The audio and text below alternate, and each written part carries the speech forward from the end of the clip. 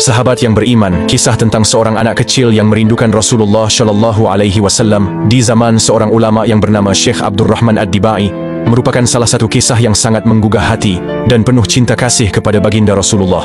Syekh Abdurrahman Ad-Dibai merupakan salah satu tokoh ulama besar yang dikenal dengan karya-karyanya, terutama Maulid Ad-Dibai yang sering dibacakan di dalam acara perayaan Maulid Nabi Muhammad Shallallahu Alaihi Wasallam. Pada suatu masa di Yaman, ketika Syekh Abdurrahman Ad-Dibai masih hidup, ada seorang anak kecil yang tumbuh dalam lingkungan yang penuh dengan kecintaannya kepada Rasulullah.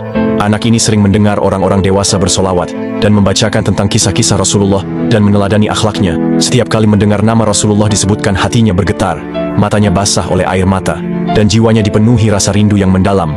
Dikisahkan pada suatu hari Syekh Abdurrahman Ad-Dibai sedang berkumpul dengan orang-orang di kota Zabid, ujung kota Yaman, untuk berziarah ke makam baginda Nabi Muhammad di kota Madinah.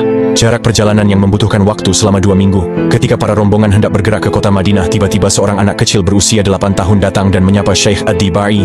Anak itu berkata, "Wahai Syekh, bolehkah aku ikut ziarah ke makam Nabi bersama rombongan Anda?"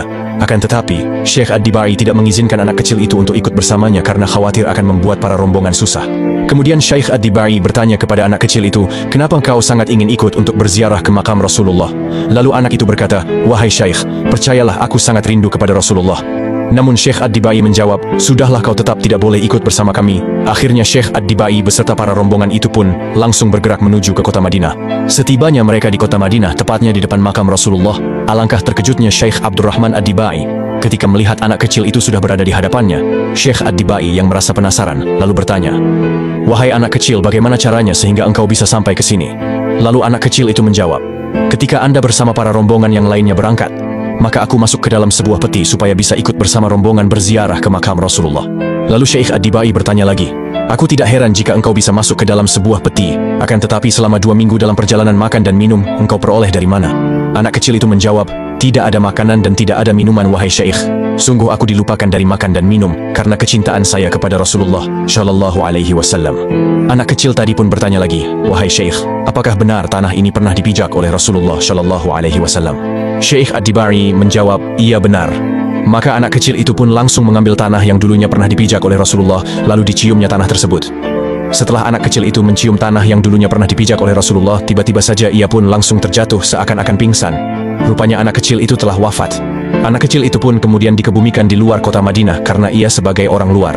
Kemudian Syekh dan para rombongan mengerjakan umrah. Saat hendak pulang Syekh Ad-Dibai teringat anak itu, lalu ia pun datang untuk menziarahi makamnya. Ketika Syekh melihat keadaan makam, ia menjadi bingung. Karena makam yang awalnya berada di luar kota Madinah, secara tiba-tiba makam anak kecil itu bergeser masuk ke kota Madinah dan mendekati makam Nabi Muhammad. Syekh Ad-Dibai yang menyaksikan kejadian tersebut langsung menangis.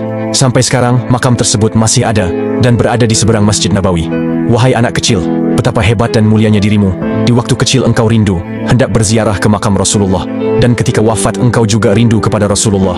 Syekh Abdurrahman Ad-Dibai pun menangis di dalam rumahnya. Syekh Ad-Dibai berkata, "Aku ini adalah seorang imam, tapi aku malu melihat kecintaannya seorang anak kecil kepada baginda Rasulullah Shallallahu Alaihi Wasallam."